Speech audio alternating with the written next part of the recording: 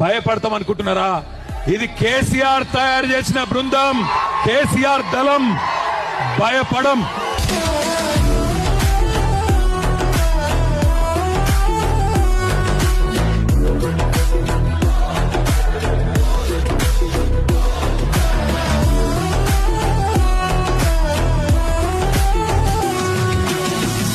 మానుకోట రాళ్ల మహత్యం ఏందో తెలంగాణను అడ్డుకున్న ప్రతి ఒక్కడికి తెలుసు.